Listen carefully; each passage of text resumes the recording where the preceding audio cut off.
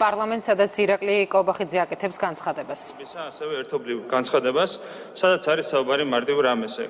Ციტირებ, აუცილებელია რეაგირება ქმედებებზე, რომლებიც შეასრულა აღქმულ იქნეს, როგორც სასამართლო და საარჩევნო პროცესების არასათანადო პოლიტიზაცია და მომავალში მსგავსი ქმედებები თავიდან უნდა იქნეს აცილებული. ტექსტი არის ძალიან მკაფიო, ძალიან მარტივი და ამის ინტერპრეტაციაც არის ბუნებრივია, ძალიან მარტივი. თუმცა ამ ერთობლივი განცხადების ხელმოწერისთანავე ოპოზიციის მხრიდან ამ ყველაფერს მოყვა სპეკულაციების მთელი კასკადი და საბოლოო ჯამში ისევ ჩვენ საერთაშორისო პარტნიორებს მოუწიათ ათელის მოფენა ამ თემაზე. ჯერ კიდევ შეგახსენებთ პირველი მოსმენის წინ 19 ივნისს ჩვენმა საერთაშორისო პარტნიორებმა ფასილიტატორმა ელჩებმა გაავრცელეს ერთობლივი განცხადება, სადაც ძალიან ნათლად მოუწოდეს ყველა მხარეს 8 მარტის შეთანხმების შესრულებისკენ. ეს მოხდა ზუსტად გენჯისყრის წინა დღეს და ვინ იყო ადრესატი, ეს არის ძალიან ნათელი. მაშინ კიდევ ერთი პოლიტიკური სპექტაკლი დაიდგა ოპოზიციის, რადიკალური ოპოზიციის ერთი ნაწილის მხრიდან, მათ ისევ შეეცადნენ, რომ შეცდომაში შეეყვანათ ქართული საზოგადოება და ჩვენი საერთაშორისო პარტნიორები. ამის შემდეგ, უკვე მეორე მოსმენით საკონსტიტუციო ცვლილებების გენჯისყრის ბოიკოტის შემდეგ, 23 ივნისს უკვე ევროკავშირის ელჩმა ქართულმა გააკეთა ძალიან მკაფიო განცხადება, ის იმედოვნებდა, რომ საბოლოო მოსმენისას კანონპროექტს მხარს 140 დეპუტატი დაუჭერდა. არითმეტიკა არის ძალიან მარტივია იმის დადგენა, თუ ვის გულისხმობდა ამ შემთხვევაში კარლ ხარცელი, რა თქმა უნდა, ეს იყო რადიკალური ოპოზიცია, 152 სხვანაირად ვერ დაანგარიშდებოდა, ხო?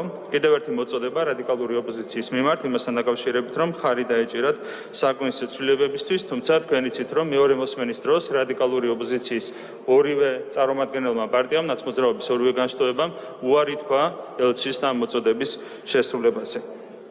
შემდეგ კიდევ ერთი განცხადება ამერიკის ელჩისგან, ქალბატონი კელი დეგნანისგან, რომელმაც ძალიან მკაფიოდ მოგიწოდა თქვენ კიდევ ერთხელ მხარი დაგიჭირათ საკონსტიტუციო ცვლილებებისთვის, კერძოდ კელი დეგნანმა ბრძანა, ჩვენთვის მნიშვნელოვანია, რომ საკონსტიტუციო ცვლილებები პარლამენტის სრული მხარდაჭერით იყოს მიღებული. ეს გაკეთდა მესამე მოსმენის წინ, მგონი აქაც ყველაფერი ძალიან ნათელია, მაგრამ ვერც ერთ შემთხვევაში ჩვენმა საერთაშორისო პარტნიორებმა ელჩებმა თქვენგან ვერ მიიღეს ადეკვატური პასუხი. დღეს უკვე გერმანიის ელჩმა, ბატონმა ჰუბერტ კნირშმა ძალიან მკაფიო განცხადება გააკეთა ამ ყველაფერთან დაკავშირებით და კიდევ ერთხელ დაადასტურა ის, რასაც ჩვენ ვამბობდით მთელი ამ დროის განმავლობაში, კერძოდ კნირშმა ბრძანა შემდეგი. ბატონი რურო არ არის ნახსენები 8 მარტის შეთანხმებაში, ეს არის მკაფიო და ყველა შეუძლია ამის საკითხვა. გაგვირებული ვარ, რომ ეს პარტიებს შორის განხილვის საკითხი. ამასთან დაკავშირებით დღეს გიგა ბოკერიამ და სხვებმა გააკეთეს საპასუხო, არა მარტო შეურაცხყოფელი, უზრდელური განცხადებები გერმანიის ელჩის მიმართ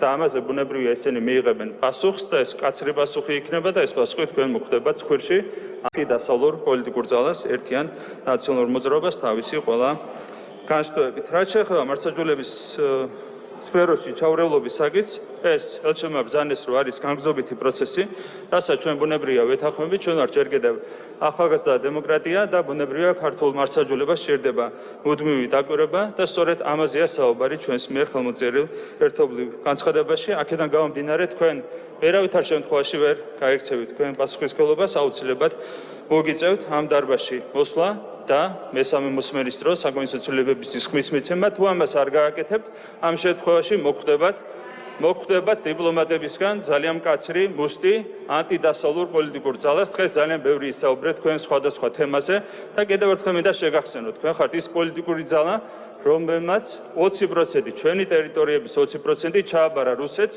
და შემდეგ ევროსაბჭოში ხელი მოაწერა რეზოლუცია, სადაც აღიარა წყალებში თუ როგორც არის ის, რომ სწორედ ქართულმა მხარემ დაიწყო საბრძოლო მოქმედებები. თქვენ მოაწერეთ ხელი ამას, თქვენ ხართ მოღალატეობრივი რუსული საქმის გამკეთებელი პოლიტიკური ძალა. კიდევ ერთხელ უნდა შეგახსენოთ თქვენ ეს ყველაფერი. რაც შეეხება დღეს კიდევ ერთხელ პრემიერ-მინისტრის გამოსვლას, კიდევ ერთხელ აღვნიშნავ, რომ ეს იყო ნამდვილი მასტერკლასი და კიდევ ერთი ნოკაუტი და ნოკდაუნი ამ კრიმინალური ოპოზიციისთვის და მთლიანად ოპოზიციისთვის და მე ორი ფილმი გამახსენა დღევანდელმა გამოსვლამ. ერთი ეს არის ფეოლა, მოვიგეთ ფეოლა გაგიჭირდებოდათ და მეორეს არის სერენა და ოპოზიცია ძალიან გავს ამ ცნობილი ქართული ფილმის გვირს, რომელსაც ყოველჯერზე ცემენ და ძალიან უხარიათ ეს ცემა. მაზოხიში აქვთ უკვე გადასული მათ ის აბსოლუტურად გაუგებარი ქმედებები, რომელსაც ისინი ახორციელებენ პარლამენტში თუ პარლამენტს გარეთ. და ამის ერთადერთი მიზეზი არ არის ის, რომ თქვენ ხართ ნამდვილად უნიჭოები და უნიჭოებთან კიდევ უფრო მნიშვნელოვანი რაც არის ამორალურები. უნიჭობა და ამორალურობა არის თქვენი დამახასიათებელი ნიშნები, მაგრამ ეს არ არის თავარი. თავარი არის ის, რომ თქვენ არც არაფერი გაქვთ რეალურად სათქმელი. თქვენ არაფერი გაქვთ სათქმელი დემოკრატიასთან დაკავშირებით, ადამიანის უფლებებთან დაკავშირებით, ყველამ ვიცით, რასთანაც ასოცირდება ნაციონალური მოძრაობა, განსაკუთრებით ამ კუთხით. თქვენ არაფერი გაქვთ სათქმელი ეკონომიკასთან დაკავშირებით, თქვენ ჩაიბარეთ ქვეყანა, როდესაც სიღარიბის მაჩვენებელი იყო 34% და მხოლოდ 30%-მდე შეამცირეთ სიღარიბის მაჩვენებელი საქართველოში, მაშინ როდესაც ჩვენ 7 წლის განმავლობაში 30%-დან 18.9%-მდე მოახერხეთ სიღარიბის მაჩვენებლის შემცირება. ეს იყო თქვენი ბჭყალებში ეფექტური ეკონომიკური პოლიტიკის შედეგი და ეს არის ჩვენი ასევე ბჭყალებში არაეფექტური ეკონომიკური პოლიტიკის შედეგი. გარდა იმისა, რომ ხართ ამორალურები და აკეთებდით რუსულ საქმეს მთელი ამ წლების განმავლობაში, თქვენ იყავით აბსოლუტურად უნიჭოები და არაეფექტიანები, მათ შორის ეკონომიკის და სოციალურ სფეროებში. სოციალურ თემატიკას რაც შეეხება, აქაც აბსოლუტურად არაფერი გაქვთ სათქმელი.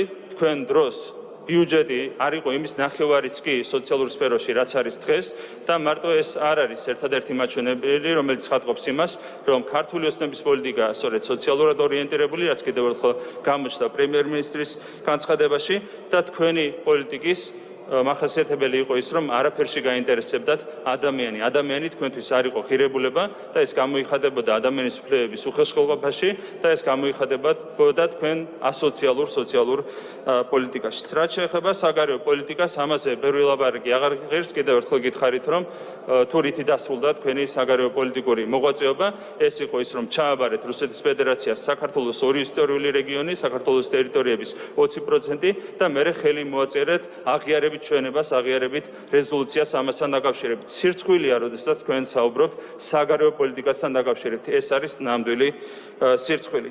და საბოლოო ჯამში ამ ყველაფრის ფონზე ჩვენ არ გვიგვერს ის, რომ ნაცვლად კონსტრუქციული დისკუსიისა ამ რადიკალური ოპოზიციის მხრიდან ჩვენ ვისმენთ და ვხედავთ მხოლოდ ისტერიკას და სწორედ ამის დასტური იყო, ამის ერთ-ერთი გამოძახილი იყო ისიც, რომ დღეს გიგა ბოკერიამ გააკეთა არა შეურაცხყოფილი, კიდევ ერთხელ გავიმეორებ, არამედ უზრდელური განცხადება გერმანიის ელჩის მიმართ.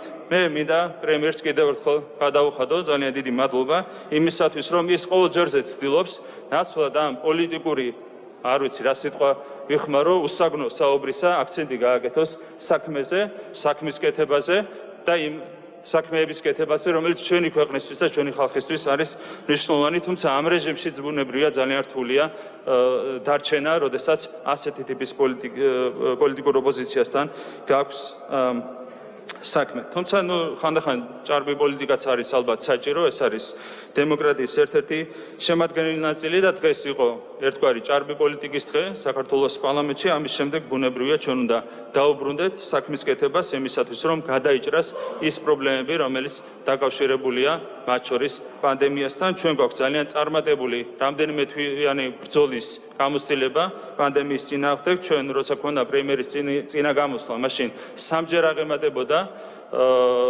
აქტიური кейსების შემთხვევების რაოდენობას, გამოჯანმრთელებულთა რაოდენობა დღეს უკვე 6-ჯერ აღემატება. ანუ ორჯერ უკეთესი მაჩვენებელი გვაქვს და დინამიკა არის კვლავაც პოზიტიური, რაც არის ბუნებრივია ჩვენი მთავრობის ძალიან წარმატებული საქმიანობის შედეგი და ახლა მთელი აქცენტი ნაცვლად ასეთი ტიპის საუბრებისა და ნაცვლად ასეთი ტიპის უსაგნო დებატებისა უნდა გაკეთდეს, რა თქმა უნდა, საქმის კეთებაზე, ჩვენი ეკონომიკის აღორძინებაზე. ბუნებრივია პანდემიისგან მიადგება ზიანი ქართულ ეკონომიკას, თუმცა ჩვენ გვაქვს უკვე ხედვა და გაგრძელდება ამაზე მუშაობა იმისათვის, რომ აღორძინდეს ქართული ეკონომიკა პანდემიის შემდეგ. ასე ვაპირებ ჩვენ არჩევნებზე გასვლას. ჩვენი არჩევნების თავარი ორიენტირი იქნება პროგრამის წარდგენა ქართული საზოგადოებისთვის. ამას არ გააკეთებს ოპოზიცია, ამას მიჩვეული ვარ ჩვენ გასული წლებიდან. ისინი ისევ იქნებიან ჩართული ამ ფეიქ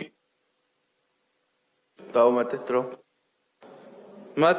მათი სახია დემაგოგია, სიცრუე, ფეიქ ნიუსები, უპასუხისმგებლობა კრიმინალების დაკრიშვა თქვენ საყვარელ ენას მიმართავ, ეკლესიის დროება და ქვეყნის დროება. ეს არის თქვენი დამახასიათებელი ნიშნები, ჩვენ დავრჩებით ჩვენ დღის ეს რიგში, რაც ნიშნავს იმას, რომ ორიენტირებული უნდა ვიყოთ საქმის კეთებაზე, ჩვენი ქვეყნისთვის, ჩვენი საზოგადოებისთვის და სწორედ ასეთი პროგრამით წარსგებით ჩვენი საზოგადოების წინაშე. კიდევ ერთხელ გადავხდი პრემიერს და სამთავრობო გუნდს მადლობას დღევანდელი ძალიან საინტერესო ანგარიშისთვის და ძალიან საინტერესო დისკუსიით.